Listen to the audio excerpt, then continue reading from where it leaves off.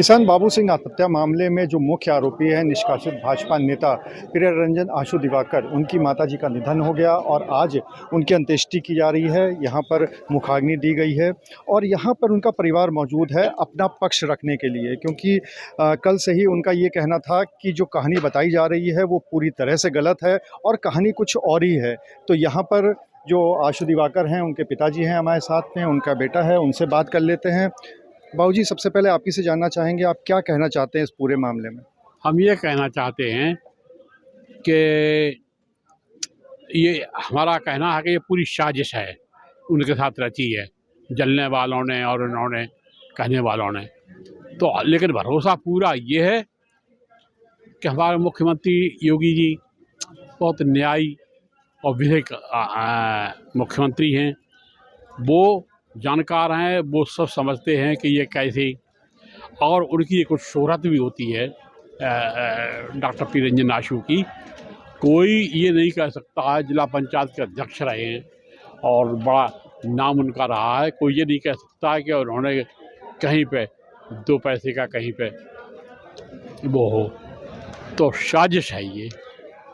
अब वो साजिश जो है वो उसने ज़मीन हड़पने वाला है, उसे ज़मीन हड़पने नहीं दी, लौटवा दी उसकी। तो यही दुश्मनियाँ हैं। आपको किसके ऊपर शक है कि ये साजिश किसकी हो सकती है? ये साजिश नहीं, जात की बात कोई नहीं है। भले आदमी भी हैं यादवों में, अच्छे आदमी भी हैं, हम बहुतों को जानते हैं। जी सपा वालों, आपको लगता है ये सपा की साजिश? नरेंद्र यादव की है, और नरेंद्र यादव के सुना तो ये गया है, अब मैं तो आँख से देखा नहीं है, सुना ये गया है कि इन लोगों ने, नरेंद्र यादव ने और घर वालों ने उसे मार करके और उस पर रख दिया ट्रेन के नीचे। ट्रेन जब आती है तब छिचना उठ जाते हैं शरीर के। इतने साल से प्रियरंजन बीजेपी में है, तो आपको लगता है पार्टी ने साथ दिया इस पूरे मामले में? देखिए, ऐसा है, उनका कर्म साथ दे रहा है, आशु का कर्म साथ दे रहा है। पार्टी पे दोषारोपण मैं कतई नहीं करूँगा। ठीक है, प्रियरंजन के बेटे भी हमारे साथ मौजूद हैं, उनसे बात कर लेते हैं। इस पूरे मामले में आपको क्या कहना है? देखिए, मुझे ये कहना है कि आज तक जितना उनका पॉलिटिकल करियर रहा है, उनके सारे एफिडेविट्स आप देख लीजिए, एक मुकदमा नहीं है उन पर, एक दाग नहीं है आज तक। ज़मीन क्या, कोई छोटा मुकदमा भी नहीं है उनके ऊपर, आज तक कोई मुकदमा नहीं लगा। एकदम क्लीन और एकदम साफ करियर उनका अब तक रहा है। अब बात रही इस बाबू सिंह के मामले की। बाबू सिंह जी मेरे पिताजी के पास 2018 में आए थे, यह शिकायत लेके कि नरेंद्र यादव और उनके लोगों ने ज़मीन हड़प रखी है। मेरे पिताजी ने बहुत जान लगाई, बहुत मदद करी, चूँकि बाबू सिंह एक गरीब घर से आते हैं, तो पापा ने बहुत मदद करी उन्होंने मदद करी, उन्होंने ज़मीन छुड़वाई। ज़मीन छुड़वाते ही जो बाबू सिंह जी ने आत्महत्या करी। अब ये आत्महत्या है ये मैं नहीं कह सकता हूँ, क्योंकि आप अब तर्क देखिए, बाबू सिंह जी की डेड बॉडी घर पे बरामद हुई, ना कि जहाँ जिस पटरी पे वो गए, स्वर्ग सिधार कर गए, उस पे। बाबू सिंह जी की बेटियों ने मेरे पिताजी को पत्र लिखे हैं कि वह नरेंद्र यादव और उनके लोग बहुत मुसीबत हैं, उनके परिवार के लिए बहुत परेशान करते हैं। तो मेरे जो पिताजी हैं उन्होंने इनकी मदद करी। मेरे पिताजी बाबू सिंह जी ख़त्म होने वाले थे, पहले ही बहुत पीते थे, बहुत तबीयत खराब रहती थी, बहुत पीते थे, वह ख़त्म होने लगे थे। मेरे पिताजी ने इलाज करा, मेरे पिताजी ने इतना बचाया, बहुत बचाया मेरे पिताजी ने उन्हें, और आज मेरे पिताजी पे इल्ज़ाम डाल रहे हैं लोग।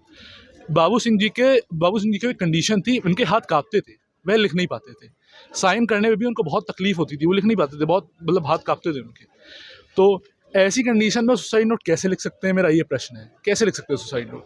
उन्होंने मजिस्ट्रेट को खुद एक लेटर लिखा है जिसपे साफ साफ लिखा है कि वह केवल हस्ताक्षर कर पाते हैं, लिखने लायक वह पढ़े लिखे नहीं है, केवल हस्ताक्षर कर सकते हैं। जो आदमी केवल हस्ताक्षर कर सकता है वो इतना बड़ा सुसाइड नोट कैसे लिख पाएगा? और आप सुसाइड नोट को ध्यान से एनालाइज करेंगे, उसकी चीज़ें देखेंगे, उसमें 3 प्रकार की राइटिंग है, साइन अलग से है, राइटिंग अलग से है, और 3 अलग प्रकार की राइटिंग्स हैं। और जितने उनके जो रजिस्ट्री है उस पर कागजात पे साइन हुए हैं, आप उन सारे साइनों को सुसाइड नोट से मिला लीजिए, एक साइन अगर मिलेगा तो मैं अपने वादे से पलट जाऊंगा। मेरा वादा ये है, मेरा मतलब मैं ये चाहता हूँ कि जांच हो इस मामले की पूरी अच्छे से, सुसाइड नोट को फॉरेंसिक जांच के लिए भेजा जाए, और मेरे पिताजी को न्याय मिले। योगी जी बहुत अच्छा न्याय करते हैं। उन्होंने मेरे पिताजी भाजपा नेता हैं, तब भी भाजपा ने मेरे पिताजी का अभी तक कोई पक्ष नहीं लिया है। भाजपा निष्पक्ष है, अभी ना बाबू सिंह की मदद कर रही है ना मेरे पिताजी की मदद कर रही है। और बाकी जो बाबू सिंह जी की बेटियां हैं, अब मुझे नहीं पता ये क्या साजिश है क्या है, मगर ये सपा के नेताओं में, सपा के नेताओं पे आरोप लगाऊंगा कि सपा के नेताओं ने ही कुछ इनका बिगाड़ा है, कुछ इनको मानसिक तरीके से कुछ करा है इनके साथ। तभी इनकी बेटियां मेरे पिताजी को बहुत अच्छा भला आदमी मानती थी। क्यों कोई चिट्ठी ले, कौन लिखे चिट्ठी लिखता है दूसरे आदमी को कि मुझे बचा लो? वही लिखता है जिसको भरोसा हो। इनकी बेटियों को मेरे पिताजी पर भरोसा था और बहुत भरोसा था। अब वो सब चिट्ठियां हैं आपके पास? चिट्ठियां हैं मेरे पिताजी के पास है, कोर्ट में लगी हुई हैं वो चिट्ठियां। जो एक चिट्ठी है, मैं अगर मेरे पास मेरा फ़ोन नहीं है, मेरा फ़ोन होता मैं आपको दिखाता हूँ पूरी चिट्ठी।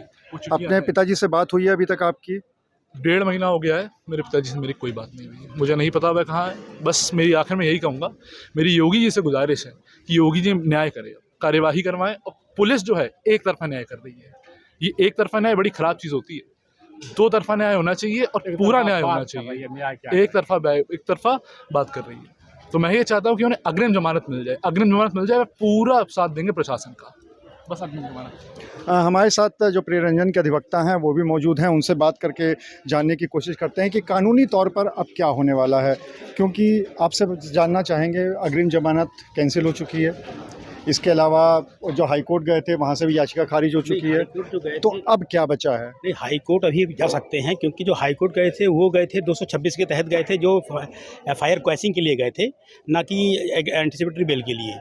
अब हम दोबारा जा सकते हैं कहाँ? हाई कोर्ट एंटीसिपेटरी बेल के लिए। अब हमारे पास चांस है कि हम क्या 1-2 दिन के अंदर मूव करेंगे कहाँ पर? High court. वहाँ पर एंटीसिपेटरी बेल ले लेंगे हम, ये वहाँ से मांग की जाएगी। हमारे पास ये रास्ता बचा हुआ है अभी। लेकिन लोअर कोर्ट से खारिज हो चुकी है, हाई कोर्ट से क्वैश की याचिका खारिज हो चुकी है, तो ऐसे में लग रहा है कि अग्रिम जमानत मिल पाएगी। अब ना तो नहीं किया जा सकता, क्योंकि अभी लखनऊ के बेंच का एक ऑर्डर है कि 82 की घोषणा के बावजूद भी एंटीसिपेटरी बेल दी जा सकती है। तो हमें पूरी उम्मीद है कि एंटीसिपेटरी बेल मिलेगी। और अगर नहीं मिलती है तो क्या सुप्रीम कोर्ट जाएंगे? नहीं, फिर तो हमारे पास नहीं चांस बचेगा, वहाँ पे सुप्रीम कोर्ट नहीं जाना है हमें। हाई कोर्ट में कब तक याचिका लगाने की उम्मीद है? इसी हफ्ते लगा देंगे। तो आप था पूरा परिवार प्रियरंजन आशु दिवाकर का, जिनका ये कहना है, और उन्होंने बल्कि आरोप लगाया है ये कहते हुए कि ये पूरी साजिश समाजवादी पार्टी के नेताओं की है और बाबू सिंह ने आत्महत्या नहीं की थी, हत्या हुई है उनकी। और तीसरी बात उन्होंने कहा है कि जो सुसाइड नोट है उसकी भी फॉरेंसिक जांच होनी चाहिए। क्योंकि बाबू सिंह को बहुत ज़्यादा पढ़ना लिखना नहीं आता था। वहीं उनके जो अधिवक्ता हैं उन्होंने साफ तौर पर बताया कि अब वो अग्रिम जमानत के लिए हाईकोर्ट का रुख करेंगे। कैमरा में शारिक खान के साथ अनुराग अग्रवाल, TV9 कानपुर।